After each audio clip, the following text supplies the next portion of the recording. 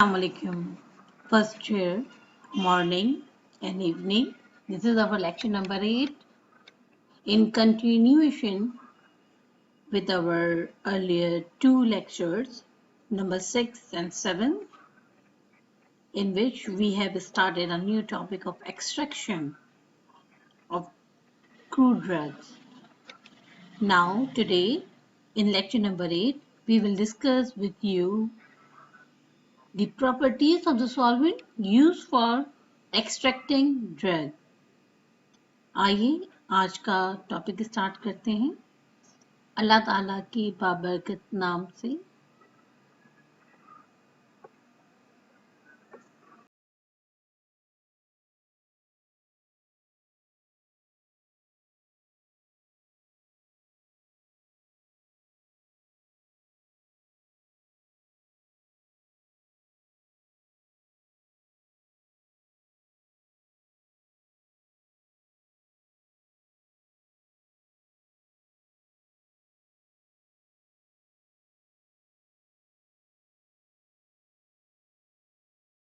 अल्लाह का नाम लेकर जो बड़ा मेहरबान निहायत रहम वाला है। ए नबी सल्लल्लाहु अलैहि वसल्लम, अपने परवरदिगार का नाम लेकर पढ़ो जिसने तमाम कायनात को पैदा किया, जिसने इंसान को खून की फुटकी से बनाया। पढ़ो और तुम्हारा परवरदिगार बड़ा करीम है, जिसने कलम के जरिए से इल्म सिखाया। हम स्टार्ट कर रहे हैं properties of solvent use for extracting drug. क्या होता है कि बहुत सारी प्रोडक्ट हैं जो कि एक्सट्रैक्शन के जरिए से बनती हैं और फिर उनको इंटरनल एडमिनिस्ट्रेशन के पर्पस के लिए यूज किया जाता है। यानी कि अब जब उनकी बॉडी के अंदर जाना है तो यकीनन हमें कुछ चीज़ों का ख्याल रखना पड़ेगा। क्या आइडियल सॉल्वेंट है कि नहीं, अब ये आइडियल सॉल्वेंट क्या होता है और उसके अंदर किस तरह की कैरेक्टरिस्टिक्स होनी चाहिए। नंबर 1, वो चीप होना चाहिए। नंबर 2, नॉन टॉक्सिक होना चाहिए। नंबर 3, स्टेबल होना चाहिए। स्टेबल किस मद में, वो केमिकली फिजिकली इनर्ट हो और उसके अलावा उसकी प्रॉपर्टीज में ये भी शामिल हो कि वो न्यूट्रल रिएक्शन करता हो।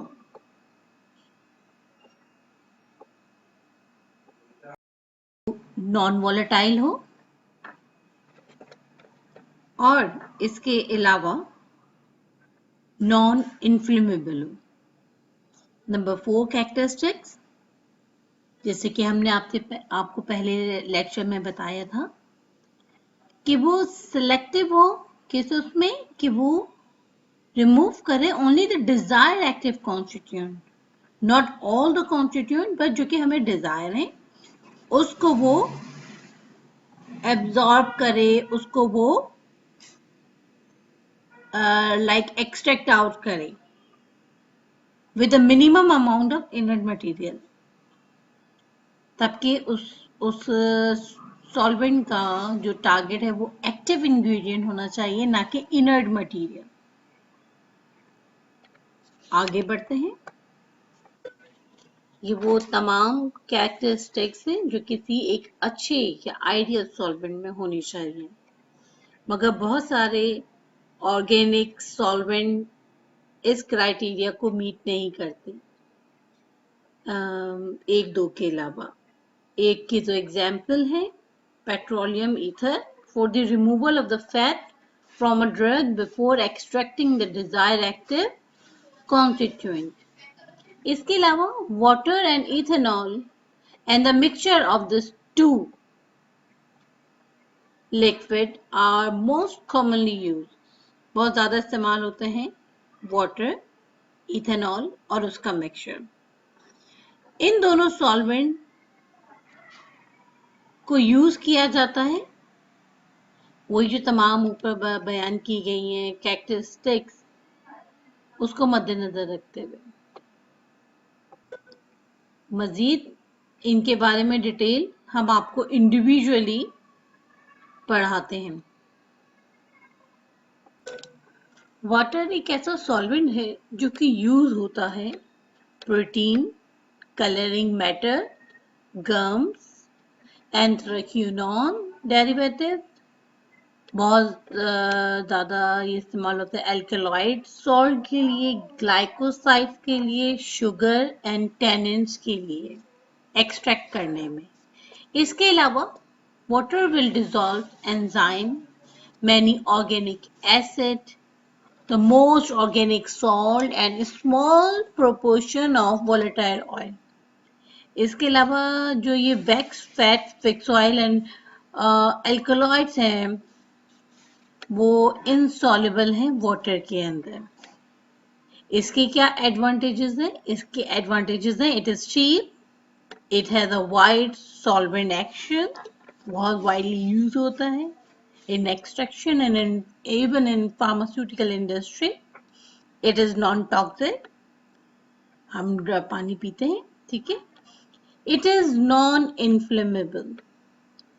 But जहाँ इसकी कुछ characteristics हैं, तो यकीनन इसकी कुछ disadvantages भी हैं। वो disadvantages क्या हैं? It is not selective. ये सिलेक्टिव नहीं है। इसका मतलब कि अब जब अगर इसको यूज करेंगे एक्सट्रैक्शन में तो वो इनर्ट मटेरियल को भी उस सेल्स में से जो कि हम कह रहे हैं कि प्लांट का या एनिमल का है उसमें से इनर्ट मटेरियल को भी एक्सट्रैक्ट आउट करेगा। जैसे कि आप ऊपर पढ़ चुके हैं कि कितने सारे जो इंग्रेडिएंट हैं इनको एक्सट्रैक्ट करने के लिए इस्तेमाल हो रहा है, तो अंदाज़ा लगाया जा सकता है कि ये सिलेक्टिव नहीं है। अब जबकि हमने ये देख लिया कि ये सिलेक्टिव नहीं है, बहुत सारे इनर्ट कंपोनेंट को वो एक्सट्रैक्ट आउट कर रहा है, तो इसका मतलब है कुछ ऐसे भी इनर्ट और अनडिजायरेबल सब्सटेंसेस को निकालेगा जो कि बाद में फर्मेंटेशन कॉज कर सकते हैं, और ये जो फर्मेंटेशन है वो finally lead to the decomposition of the final product.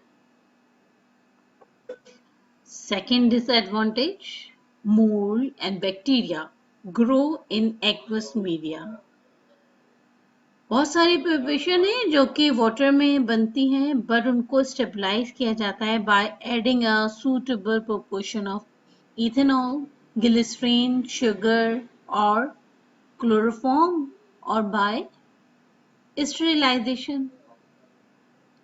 Even जब हम अपने घर में कोई ड्रिंक बना के रख रहे होते हैं तो उसमें भी हम शुगर ऐड करते हैं।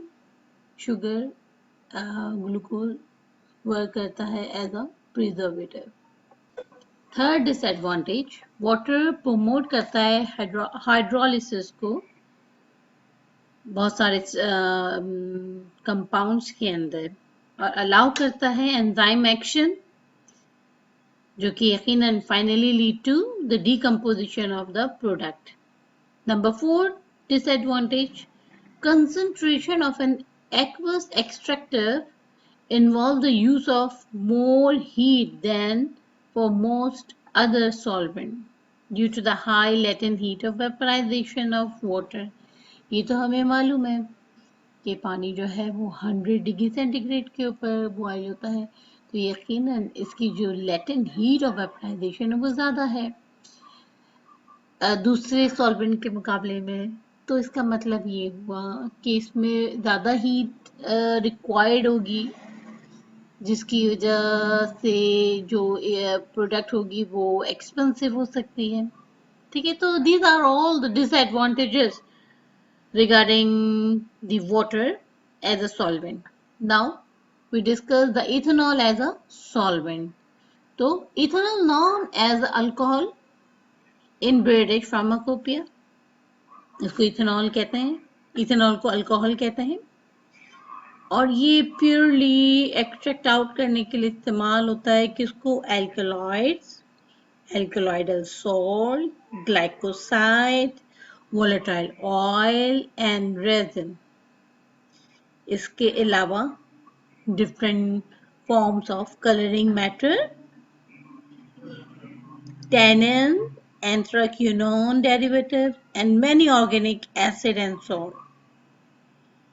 अच्छा, ethanol does not dissolve albuminous matter, gums, waxes. अब जितने भी ये आपके हैं गम, वैक्सेस, ये एल्ब्यूमिन कंटेनिंग प्रोडक्ट्स हैं, फैट्स हैं और फिक्स ऑयल हैं, ये इथेनॉल में डिजॉल्व नहीं होते. तो sucrose is insoluble but certain other sugar present in the drug are soluble in ethanol. दूसरी शुगर सक्रोज के अलावा वो इथेनॉल में soluble है बट सक्रोज इनसॉल्युबल है. अब हम फर्दर उसके एडवांटेजेस और डिसएडवांटेजेस को आपसे डिस्कस करते हैं. अच्छा, इथेनॉल का नंबर 1 एडवांटेज, ये सिलेक्टिव है बहुत हद तक.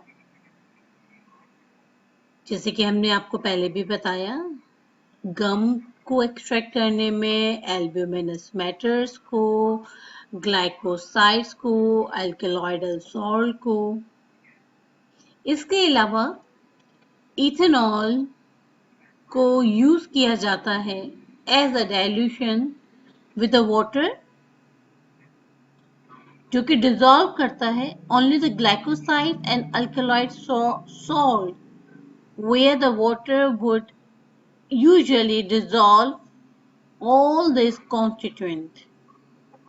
हाँ, तो ये इसकी खासियत हुई कि ये सिर्फ और सिर्फ ग्लाइकोसाइड एंड अल्कलॉइडल सॉल्ट को एक्सट्रैक्ट आउट कर रहा है, जबकि वाटर तो हमने कहा कि वो नॉन सिलेक्टिव है और सबको ही एक्सट्रैक्ट आउट कर लेता है. Number 2 advantage, mold and the bacteria cannot grow in the solution containing 20% or more of ethanol. अब 20% से ज़्यादा अगर इथेनॉल कॉन्स्टिट्यूएंट है, मतलब उसकी कंपोजिशन में, तो उसमें मोल्ड एंड बैक्टीरिया ग्रो नहीं करेंगे. Number 3, it is non toxic in the quantities present in the medicinal doses of preparation made with it. ये मतलब ये बहुत चूंकि कम मिकदार में इस्तेमाल होता है इन मेडिसिनल डोजेस में, तो फिर ये नॉन टॉक्सिक है. इट इज न्यूट्रल, जबकि कुछ प्रिपरेशन है जो कि इससे बनाई जाती हैं are unlikely to be incompatible with other product. सही है, यानी कि अगर हम इसको यूज करेंगे किसी भी प्रिपरेशन के अंदर, तो ये दूसरे प्रोडक्ट के साथ कोई रिएक्शन नहीं करेगा. नंबर नेक्स्ट इसका advantage, the presence of ethanol in the preparation promote the rapid absorption of the constituent. यकीनन अब जो absorption होगी उस active मॉलिक्यूल की, मोइटी की या कॉन्स्टिट्यूएंट की, वो रैपिड होगी. Next advantage, the latent heat of vaporization of ethanol is less than half the water. अब यानी कि ये इकोनॉमिकल होगा, ज़्यादा उसको बनाने में ज़्यादा हीट रिक्वायर नहीं होगी. So the less heat is use in the concentration of ethanol solution. सही. Next advantage, ethanol is miscible with water in all the proportion. अब आप उसको किसी भी क्वांटिटी में यूज कर लें इथेनॉल को वाटर के साथ, वो मिक्सेबल है, मिक्स हो जाता है. Mixture with the water at the different dilutions are used, given solvent of variable properties and cost. जो principal disadvantage है इथेनॉल का, is it cost only. यानी कि ये जो इसकी कॉस्ट ज़्यादा है, तो इससे जो प्रिपरेशन बनेगी वो भी यकीनन महंगी होगी. अदरवाइज ये एक आइडियल सॉल्वेंट के तमाम जो क्राइटेरियाज हैं उसको मीट करता है. मगर चूंकि इसकी कॉस्ट ज़्यादा है तो हम इसकी बजाय मिथाइलेटेड स्पिरिट को यूज करते हैं in industrial purposes for the preparation, जो कि इंटरनली यूज होंगी, मगर क्राइटेरिया वहां पर यह है कि उसके अंदर no spirit remains in the finish product. तो इन तमाम चीज़ों को मद्देनजर रखते हुए ethanol supposed to be a good solvent for the extraction purposes। तो यानी कि अब हम ये कह सकते हैं कि जो फाइनल सिलेक्शन है सॉल्वेंट का वो डिपेंड करेगा कि हमें कौन से कॉन्स्टिट्यूएंट को एक्सट्रैक्ट आउट करना है, आया कि सिर्फ एक्टिव को करना है या इनर्ट मटेरियल को भी करना है। ये तमाम चीजें समझने के लिए जरूरी है कि हम उसकी जो ड्रग है उसकी फार्माकोग्नोसी को बहुत अच्छी तरीके से पढ़ें।